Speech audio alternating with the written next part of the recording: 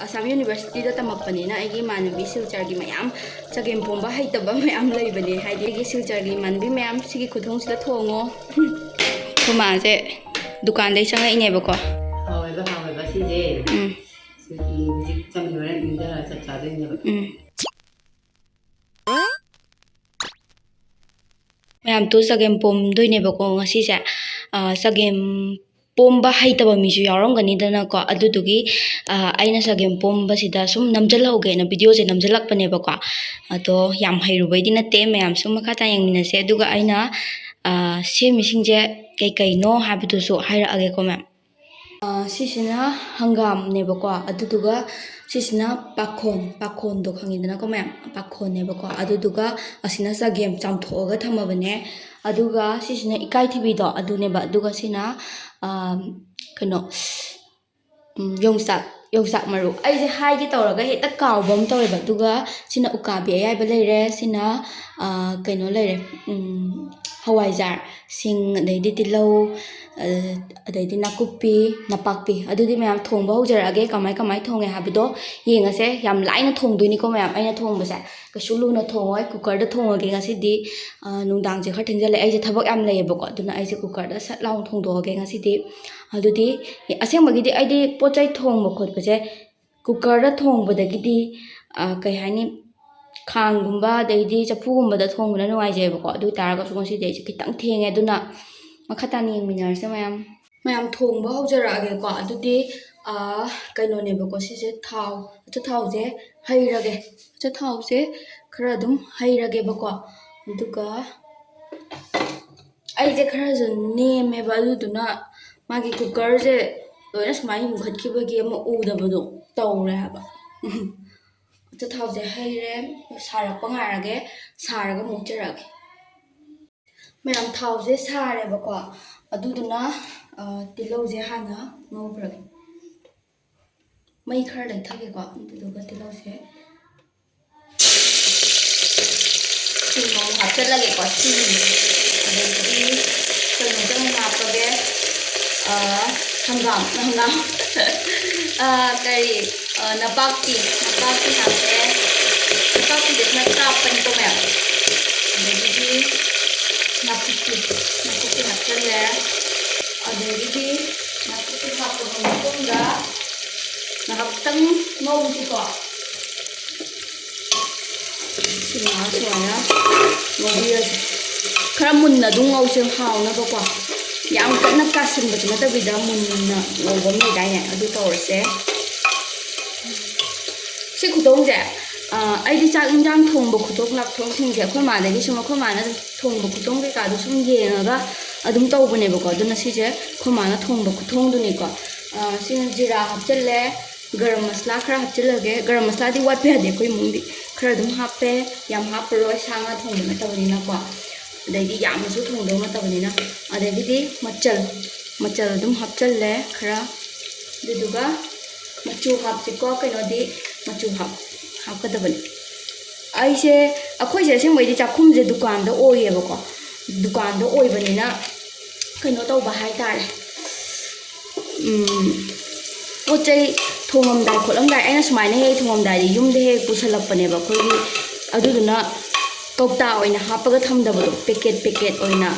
purapado dukan dagi kano to akhoi gi maru marang oiro machu boiro khoi yumgi asuba budi leibako adu kokta du mu je thangak leibado yam nungai oidaba dugi aina purakte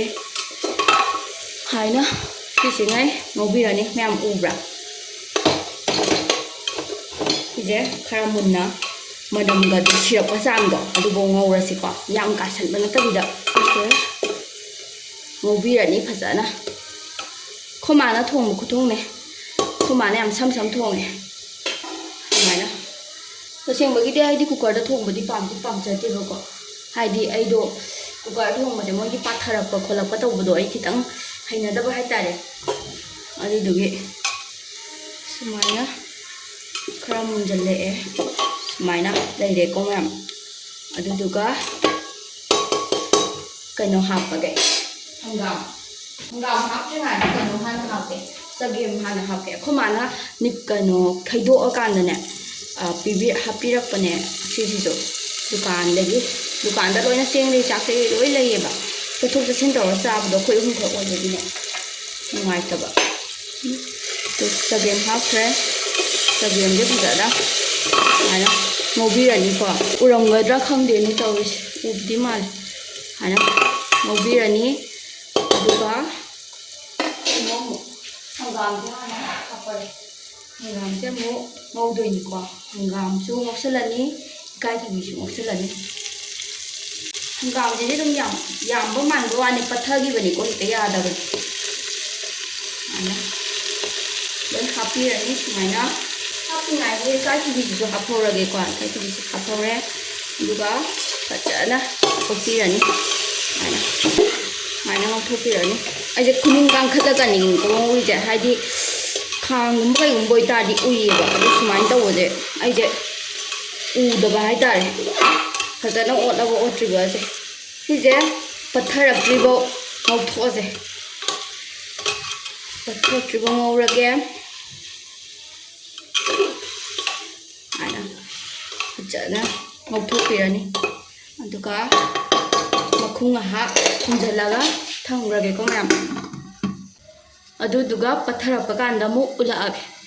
adagidi mayam morok hapchalage ko morok se dum khara yamna hapke ba ko tusimu ki chang se ma hapage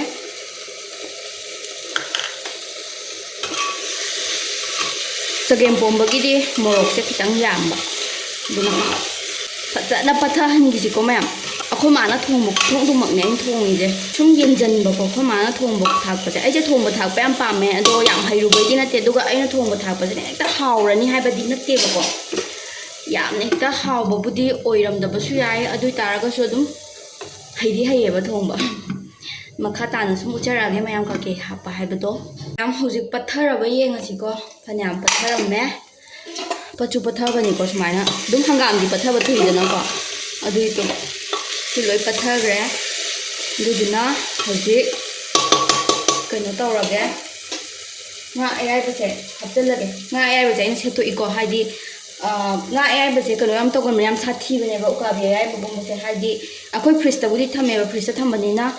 han ge ka chang mangam de adubu mayam ju setok piraga ke yawi na munna yenga ba matung da happy ona tadi han chang bo khot pa yaw mati mapum mapum hapchen ba do horen cha ba do so khoi do su phatte na te na no hlle aduduga hangju hangoi da na ko aina ngok thok pire adai kano je yongsak maru je akang budune ba ko yongsak matam matam na hana kong helaga thangi ba do khomana sumaina loi tangkhai ta thok piram me aina thong hai ba de adai aina si je mo thok pirani aduga ji hawaijar hapchalage ko hawaijar ubra ma to hape aigi tripod sine aina ne wang na thanga sibagi aigi ni khara nembaga kaiga arim udagine ba si hapchale sikujana aina thopirani masagi pakhon du di horen wai tung loi ra ba matung da haptoi ni ko duga ai si je phadana kano to loi ra ga horen thong loi ra ga khoma da chahalaga hawi hauste habado hangage aduga thumju thakpi gani thumsina magi kano tawba yenga yam thubani ko sigi kano je haidi kui dabane ba sigi sagem pombo kuthong je khomagi kuthong je aina hape thumdi watlasu hapsan bayai ya adi lokthok pa su yada duduna yamna hapsan biruno changga hapiyu changgo dai khongje harasu khitang handara hapiba horen hapchalaga dum sabe yai dana ko othopirani je othopiraba matungda singje dum khitang yamlapna hapiba singje sumaina changi ga na yamlapna hapaga horen chokhanda yawani aina sisema sigi kanu sema loi hapchale tuga je mai le khatlage tuga je kam thot khra ji ko mayam yam lai ra pot ni da sagem pomba uti thongba minadi lui adaidi sagem pomba adaidi uti thongba hairadi yum pani ari ka habado lai ra pon da ka shulu pote khunjan bigrani hum lok mari ra kam halase tuga makum thado ase ko mayam ꯑꯗꯨꯗꯤ ꯀꯥꯝꯃꯀꯥꯟꯗ ꯑꯃꯨꯛ ꯎꯠꯆꯔꯛꯑꯒꯦ ꯃꯈꯨꯝꯁꯦ ꯊꯥꯗꯣꯛꯑꯒꯦꯕꯀꯣ ꯃꯌꯥꯝ ꯆꯒꯦꯝꯄꯣꯝꯕꯒꯤ ꯃꯁꯛ ꯍꯥꯏꯅ ꯇꯧꯔꯦꯀꯣ ꯎꯕ꯭ꯔꯥ ꯃꯌꯥꯝ ꯁꯤꯁꯦ ꯉꯥꯏꯍꯥꯛꯇꯪ ꯁꯧꯍꯟꯒꯦꯀꯣ ꯃꯁꯛꯁꯦ ꯌꯥꯝ ꯍꯥꯎꯗꯧ ꯃꯥꯜꯂꯦ ꯃꯅꯝꯁꯨ ꯌꯥꯝ ꯅꯨꯡꯁꯤꯔꯦ ꯄꯥꯈꯣꯟ ꯍꯥꯞꯇ꯭ꯔꯤꯉꯩꯗ ꯃꯅꯝꯁꯨ ꯌꯥꯝ ꯅꯨꯡꯁꯤꯔꯦ ꯁꯤꯗꯤ ꯄꯥꯈꯣꯟ ꯍꯥꯞꯄꯗꯤ ꯀꯃꯥꯏꯅ ꯇꯧꯔꯅꯤ ꯃꯌꯥꯝ ꯍꯧꯖꯤꯛ ꯄꯥꯈꯣꯟ ꯍꯥꯞꯆꯤꯜꯂꯒꯦ ꯄꯥꯈꯣꯟꯁꯤ ꯂꯩꯔꯦꯀꯣ ꯎꯕ꯭ꯔꯥ ꯁꯦ ꯂꯣꯏꯅ ꯍꯥꯞꯆꯤꯜꯂꯅꯤ ꯁꯨꯃꯥꯏꯅ